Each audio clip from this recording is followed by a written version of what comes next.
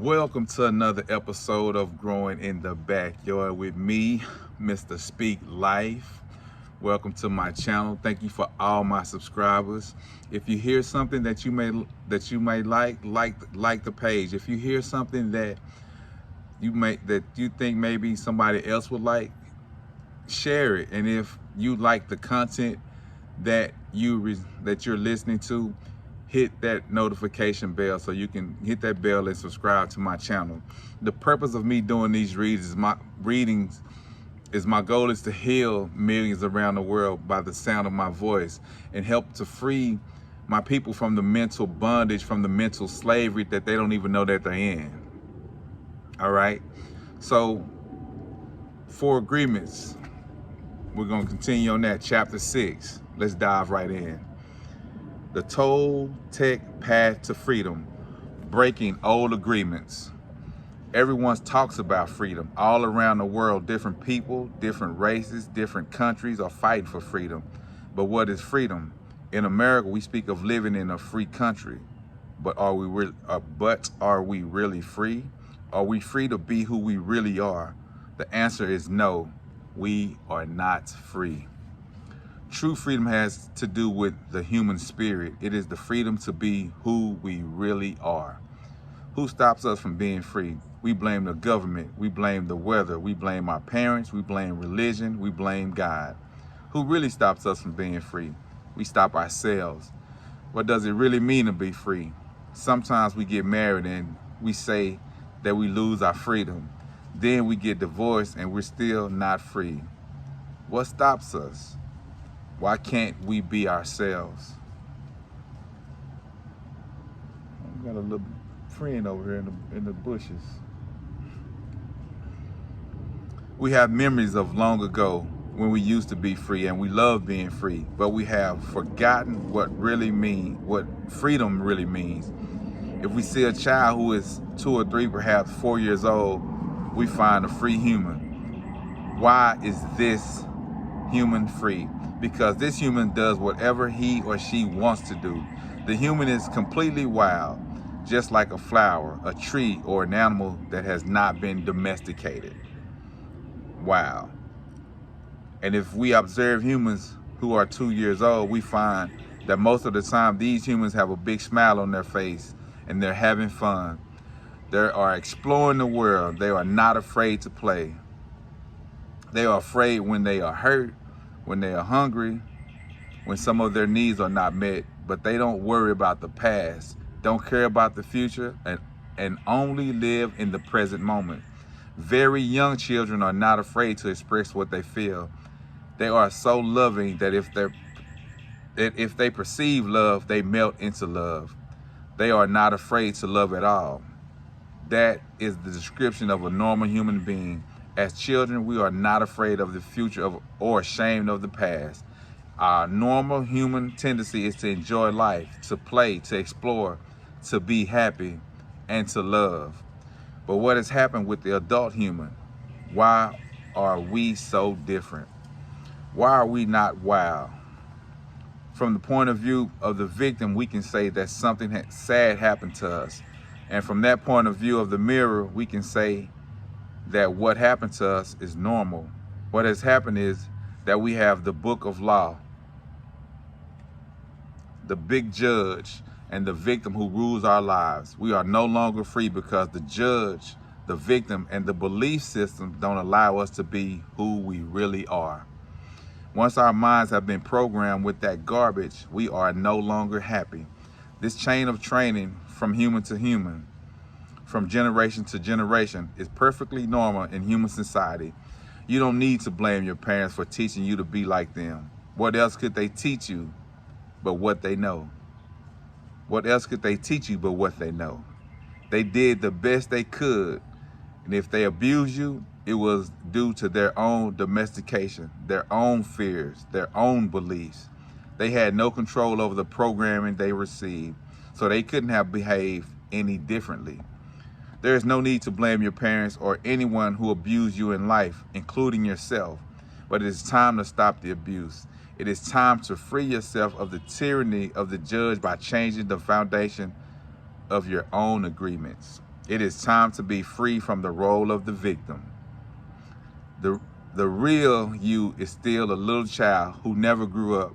Sometimes that little child comes out when you are having fun or playing, when you feel happy, when you are painting or writing poetry or playing the piano or expressing yourself in some way. These are the happiest moments of your life. When the real you comes out, when you don't care about the past and you don't worry about the future, you are childlike. But there is something that changes all of that. We call them responsibilities. The judge says, wait a second, you are responsible. You have things to do. You have to work. You have to go to school. You have to earn a living. All these responsibilities come to mind. Our face changes and becomes serious again. If you watch children when they are playing adults, you will see their little faces change. Let's pretend I'm a lawyer, and right away their faces change. The adult faces take over.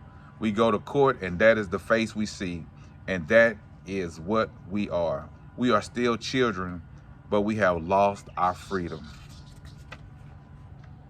The freedom we are looking for is the freedom to be ourselves, to express ourselves. But if we look at ourselves, we will see that most of the time we do things just to please others, just to be accepted by others, rather than living our lives to please ourselves. That is what has happened to our freedom. And we see in our society and all the societies around the world that for every 1,000 people, 999 are completely domesticated. The worst part is that most of us are not even aware that we are not free. There is something inside that whispers to us that we are not free, but we do not understand what it is and why we are not free. The problem is most people is that they live their lives and never discover that the judge and the victim rule their mind, and therefore they don't have a chance to be free. The first step toward personal freedom is awareness. We need to be aware that we are not free in order to be free. We need to be aware of what the problem is in order to solve the problem. Awareness is always the first step, because if you are not aware, there is nothing you can change. If you are not aware that your mind is full of wounds and emotional poison, you cannot begin to clean and heal the wounds, and you will continue to suffer. There is no reason to suffer. With awareness, you can rebel and say, this is enough. You can look for a way to heal and transform your personal dream. The dream of the planet is just a dream. It is not even real. If you go into the dream and start challenging your beliefs, you will find that most of the beliefs that guided you into the wounded mind are not even true. You'll find that you suffered all those years of drama for nothing. Why? Because the belief system that was put inside your mind is based on lies. That is why it is important for you to master your own dream. That is why the Toltecs became dream masters. Your life is the manifestation of your dream. It is an art, and you can change your life anytime if you aren't enjoying the dream. Dream masters create a masterpiece of life. They control the dream by making choices. Everything has consequences, and the dream master is aware of the consequences. To be Toltec is a way of life. It is a way of life where there are no leaders and no followers, where you have your own truth and live your own truth. A Toltec becomes wise, becomes wild, and becomes free again. There are three masteries that lead people to become Toltecs. First is the mastery of awareness. This is to be aware of who we really are with all their possibilities. The second is the mastery of transformation, how to change, how to be free of domestication. The third is the mastery of intent. Intent, from the Toltec point of view, is the part of life that makes transformation of energy possible. It is the one living being that seamlessly encompasses all energy, or what we call God. Intent is life itself. It is unconditional love. The mastery of intent is therefore the mastery of love. When we talk about the Toltec, path to freedom, we find that we have the entire map for breaking free of domestication. They compare the judge, the victim, and the belief system to a parasite that invades the human mind. From the Toltec point of view, all humans who are domesticated are sick. They are sick because there is a parasite that controls the mind, that controls the brain. The food for the parasite is the negative emotions that come from fear. If we look at the description of a parasite, we find that a parasite is a living being who lives off of other living beings, sucking their energy without any useful contribution in return, and hurting their host little by little. The judge, the victim, and the belief system fit the description very well. Together, they comprise a living being made of psychic or emotional energy, and that energy is alive. Of course, it is not material energy, but neither are emotions material energy. Our dreams are not material energy either, but we know they exist. One function of the brain is to transform material energy into emotional energy. Our brain is the factory of the emotions, and we have said that the main function of the mind is to dream. The Toltecs believe that the parasite, the judge, the victim, and the belief system has control of your mind. It controls your personal dream. The parasite dreams through your mind and lives its life through your body. It survives on the emotions that come from fear and thrives on drama and suffering. The freedom we seek is to use our own mind and body to live our own life instead of the life of the belief system. When we discover that the mind is controlled by the judge and the victim, and the real us is in the corner, we have just two choices. One choice is to keep living the way we are, to surrender to the judge and the victim, to keep living in the dream of the planet. The second choice is to do what we do as children when parents try to domesticate us. We can rebel and say no. We can declare a war against the parasite, a war against the judge and the victim, a war for our independence, a war for the right to use our own mind and our own brain. That is why in all the shamanic traditions in America, from Canada to Argentina, people call themselves warriors because they are in a war against the parasite in the mind. That is the real meaning of the warrior. The warrior is one who rebels against the invasion of the parasite. The warrior rebels and declares a war. But to be a warrior doesn't mean we always win the war. We may win or we may lose, but we always do our best, and at least we have a chance to be free again. Choosing this path gives us, at the very least, the dignity of rebellion and ensures that we will not be the helpless victim of our own whimsical emotions or the poisonous emotions of others. Even if we succumb to the enemy, the parasite, we will not be among those victims who would not fight back.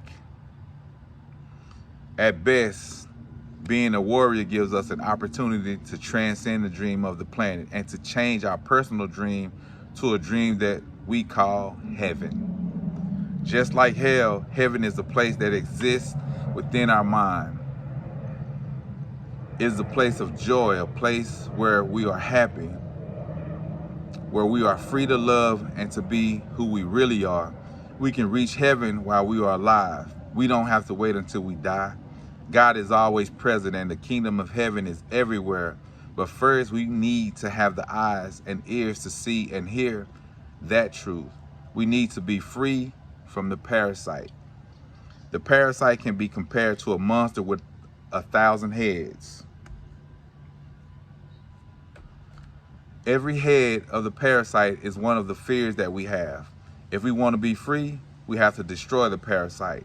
One solution is to attack the parasite head by head, which means we face each of our fears one by one. This is a slow process, but it works. Every time we face one of the fears, we are a little more free. A second approach is to stop feeding the parasite. If we don't give the parasite any food, we kill the parasite by starvation. To do this, we have to gain control of our emotions. We have to refrain from fueling the emotions that come from fear. This is easy to say, but it is very difficult to do. It is difficult because the judge and the victim control our mind. A third solution is called the initiation of the dead. Initiation of the dead. The initiation of the dead is found in many traditions and esoteric schools around the world. We find it in Egypt, India, Greece, and America. This is a symbolic death which kills the parasite without harming our physical body. When we die, symbolically, the parasite has to die. This is fast. This is faster than the first two solutions, but it is even more difficult to do. We need a great deal of courage to face the angel of death. We need to be very strong. Let's take a closer look at each of these solutions. The art of transformation, the dream of the second attention. We have learned that the dream you are living now is the result of the outside dream hooking your attention and feeding you all of your beliefs. The process of domestication can be called the dream of the first attention because it was how your attention was used for the first time to create the first dream of your life. One way to change your beliefs is to focus your attention on all those agreements and beliefs and change the agreements with yourself. In doing this, you are using your attention. Mosquitoes. In doing this, you are using your attention for the second time, thus creating the dream of the second attention, or the new dream. The difference is that you are no longer innocent. When you were a child, this was not true. You didn't have a choice, but you are no longer a child. Now it's up to you to choose what to believe and what not to believe. You can choose to believe in anything, and that includes believing in yourself. The first step is to become aware of the fog that is in your mind. You must become aware that you are dreaming all the time. Only with awareness do you have the possibility of transforming your dream. If you have the awareness that the whole drama of your life is the result of what you believe, and what you believe is not real, then you begin to change it. However, to really change your beliefs, you need to focus your attention on what it is that you want to change. You have to know which agreements you want to change before you can change them. So the next step is to develop awareness of all the self-limiting, fear-based beliefs that make you unhappy. You take an inventory of all you believe, all your agreements. All through this process, you begin this transformation. The Toltecs call this the art of transformation, and it's a whole mastery.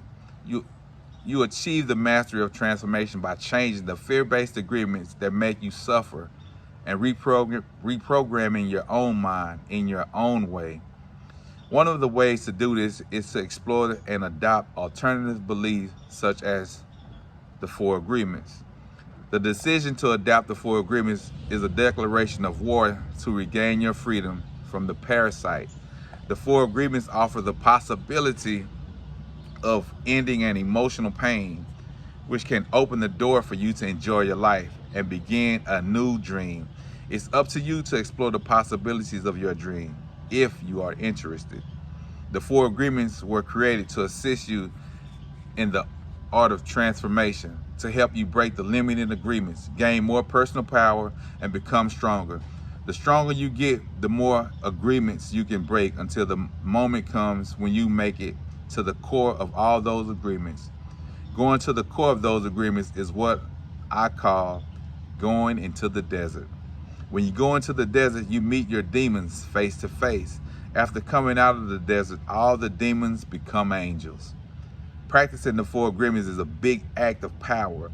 Breaking the spell of black magic is your mind requires great personal power. Breaking the spell of black magic in your mind requires great personal power. Every time you break an agreement, you gain extra power. You start by breaking agreements that are very small and requires less power. Although smaller agreements are broken, your personal power will increase until you reach a point when you can finally face the big demons in your mind. For example, the little girl who was told not to sing is now 20 years old and she still does not sing. Only way she can overcome the belief that her voice is ugly is to say, okay, I will try to sing, even if I do sing badly. Then she can pretend that someone is clapping and telling her, oh, that was beautiful. This may break the agreement a teeny tiny bit, but it will still be there. However, now she has a little more power and courage to try again and again until finally she breaks the agreement. That's one way of the dream of hell. That's one way out of the dream of hell. But for every agreement you break that makes you suffer, you will need to replace it with a new agreement that makes you happy. This will keep the old agreement from coming back. If you occupy the same space with the new agreement, then the old agreement is gone forever, and in its place is the new agreement. There are many strong beliefs in the mind that can make this process look hopeless. This is why you need to go to step by step and be patient with yourself, because this is a slow process. The way you are living now is the result of many years of domestication. You cannot expect to break domestication in one day. Breaking agreements is very difficult because we put the power of the world, which is the power of our will, into every agreement we have made. We need the same amount of power to change an agreement. We cannot change an agreement with less power than we use to make the agreement. And almost all our personal power is invested in keeping the agreements we have with ourselves. That's because our agreements are actually like a strong addiction. We are addicted to being the way we are. We are addicted to anger, jealousy, and self-pity. We are addicted to the beliefs that tell us, I'm not good enough. I'm not intelligent enough. Why even try? Other people will do it because they're better than me. All of these old agreements which rule our dream of life are the result of repeating them over and over again. Therefore, to adopt the 4 agreements, you need to put repetition in action.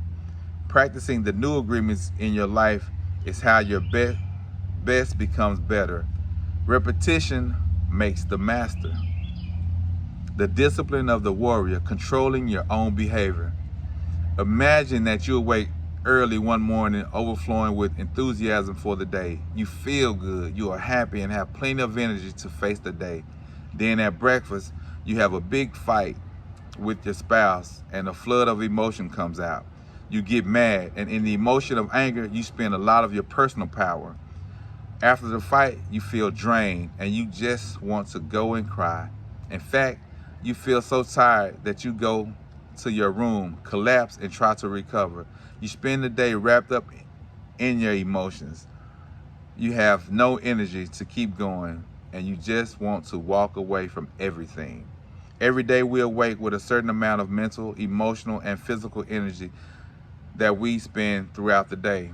If we allow our emotions to deplete our energy, we have no energy to change our lives or to give to others. The way you see the world will depend upon the emotions you are feeling. When you are angry, everything around you is wrong. Nothing is right. You blame everything, including the weather, whether it's raining or the sun is shining. Nothing pleases you. When you are sad, everything around you is sad and makes you cry.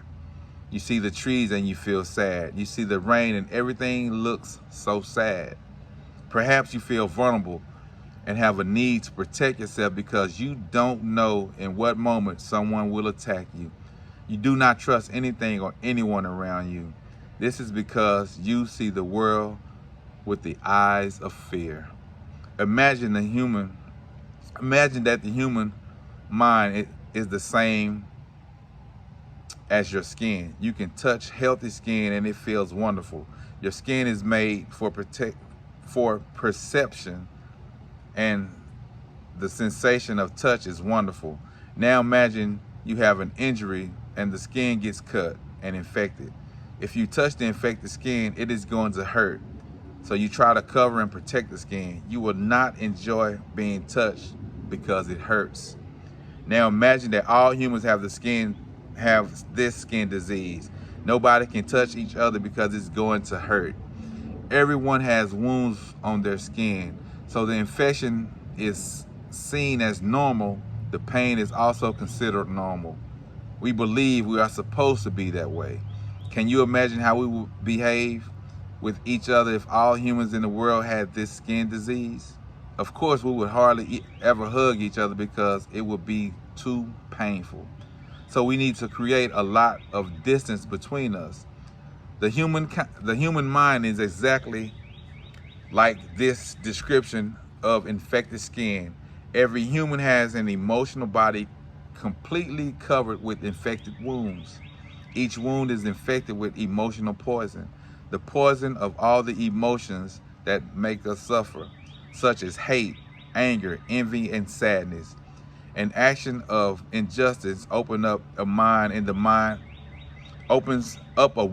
the mind. We react with emotional poison because of the concepts and beliefs we have about injustice and what is fair. The mind is so wounded and full of poison by the process of domestication that everyone describes the wounded mind as normal. This is considered normal, but I can tell you it is not normal. We have a dysfunctional dream of the planet, and humans are mentally sick with a disease called fear. The symptoms of the disease are all the emotions that make humans suffer: anger, hate, sadness, envy, and betrayal. When the fear is too great, the reasoning mind begins to fail, and we call this mental illness. Psychotic behavior occurs when the mind is so frightened and the wounds so painful that it seems better to break contact with the outside world. If we can see our state of mind as a disease, we find there is a cure. We don't have to suffer any longer. First, we need the truth to open the emotional wounds, take the poison out, and heal the wounds completely. How do we do this? We must forgive those we feel have wronged us, not because they deserve to be forgiven, but because we love ourselves so much we don't want to keep paying for the injustice. Forgiveness is the only way to heal. We can choose to forgive because we feel compassion for ourselves. We can let go of the resentment and declare, that's enough. I will no longer be the big judge that goes against myself. I will no longer beat myself up and abuse myself. I will no longer be the victim. First, we need to forgive our parents, our brothers, our sisters, our friends, and God. Once you forgive God, you can finally forgive yourself. Once you forgive yourself, the self-rejection in your mind is over. Self-acceptance begins, and the self-love will grow so strong that you will finally accept yourself just the way you are. That's the beginning of the free human. Forgiveness is the key. You will know you have forgiven someone when you see them and you no longer have an emotional reaction. You will hear the name of the person and you will have no emotional reaction. When someone can touch what used to be a wound and it no longer hurts you, then you know you have truly forgiven. The truth is like a scalpel. The truth is painful because it opens all the wounds which are covered by lies so that we can be healed. The lies are what we call the denial system. It's a good thing we have the denial system because it allows us to cover our wounds and still function. But once we no longer have any wounds or any poison, we don't need to lie anymore. We don't need the denial system because a healthy mind, like healthy skin, can be touched without hurting. It's pleasurable for the mind to be touched when it's clean.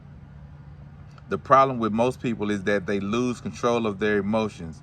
It is the emotions that control the behavior of the human, not the human who controls the emotions. When we lose control, we say things that we don't want to say, and we do things that we don't want to do. This is why it is so important to be impeccable with our word and to become a spiritual warrior. We must learn to control the emotions so we have enough personal power to change our fear-based agreements, escape from hell, and create our own personal heaven. How are we to become a warrior? There are certain characteristics of the warrior that are nearly the same around the world. The warrior has awareness that's very important. We are aware that we are at war, and the war in our minds requires discipline. Not the discipline of a soldier, but the discipline of a warrior. Not the discipline from the outside to tell us what to do and what not to do, but the discipline to be ourselves, no matter what. The warrior has control, not control over another human, but control over one's own emotions, control over one's own self. It is when we lose control that we repress the emotions, not when we are in control. The big difference between a warrior and a victim is that the victim represses and the warrior refrains. Victims repress because they are afraid to show the emotions, afraid to say what they want to say. To refrain is not the same thing as repression. To refrain is to hold the emotions and to express them into the right moment, not before, not later. That is why warriors are impeccable. They have complete control over their own emotions and therefore over their own behavior. The initiation of the dead, embracing the angel of death. The final way to attain personal freedom is to prepare ourselves for the initiation of the dead, to take death itself as our teacher. What the angel of death can teach us is how to be truly alive. We become aware that we can die at any moment. We have just the present to be alive. The truth is that we do not know if we're going to die tomorrow. Who knows? We have the idea that we have many years in the future, but do we? If we go to the hospital and the doctor tells us that we have 1 week to live, what are we going to do? As we have said before, we have two choices. One is to suffer because we are going to die and to tell everyone, poor me, I'm going to die, and really create a huge drama. The other choice is to use every moment to be happy, to do what we really enjoy doing. If we have 1 week to live, let's enjoy life. Let's be alive. We can say, I'm not going to be myself. No longer am I going to run my life trying to please other people. No longer am I going to be afraid of what they think about me. What do I care what others think? If I am going to die in 1 week, I'm going to be myself. The angel of death can teach us to live every day as if it was our last day of our lives, if there may be no tomorrow. We can begin each day by saying, I am awake. I see the sun. I'm going to give my gratitude to the sun and to everything and everyone because I am still alive. One more day to be myself. That is the way I see life. That is what the angel of death taught me, to be completely open, to know that there is nothing to be afraid of. And of course, I treat the people I love with love because this may be the last day that I can tell you how much I love you. I don't know if I'm going to see you again, so I don't want to fight with you. What if I had a big fight with you and I told you all those emotional poisons that I have against you and you die tomorrow? Oops. Oh my God, the judge will get me so bad. And I will feel so guilty for everything that I told you. I will even feel guilty for not telling you how much I love you. The love that makes me happy is the love that I can share with you. Why do I need to deny that I love you? It is not important if you love me back. I may die tomorrow, or you may die tomorrow. What makes me happy now is to let you know how much I love you. You can live your life this way. You can live your life this way. By doing so, you prepare yourself for the initiation of death. What is going to happen in the initiation of death is that the old dream that you have in your mind is going to die forever. Yes, you are going to have memories of the parasite, of the judge, the victim, and what you used to believe, but the parasite will be dead. That is what is That is what is going to die in the initiation of death, the parasite. It is not going to go for the initiation of death because the judge and the victim will fight with everything they have. They don't want to die. And we feel we are the ones who are going to die, and we are afraid of this death. When we live in the dream of the planet, it is as if we are dead. Whoever survives the initiation of the dead receives the most wonderful gift, the resurrection. To receive the resurrection is to arise from the dead, to be alive, to be ourselves again. The resurrection is to be like a child, to be wild and free, but with a difference. The difference is that we have freedom with wisdom instead of innocence. We are able to break our domestication, become free again, and heal our mind. We surrender to the angel of death, knowing that the parasite will die, and we will still be alive with a healthy mind and perfect reason. Then we are free to use our own mind and run our own life. That is what, in the Toltec way, the angel of death teaches us. The angel of death comes to us and says, you see, everything that exists here is mine. It is not yours. Your house, your spouse, your children, your car, your career, your money. Everything is mine, and I can take it away when I want to. But for now, you can use it. If we surrender to the angel of death, we will be happy forever and ever. Why? Because the angel of death takes the past away in order to make it possible for life to continue. For every moment that is past, the angel of death keeps taking the part that is dead, and we keep living in the present. The parasite wants us to carry the past with us, and that makes it so heavy to be alive. When we try to live in the past, how can we enjoy the present?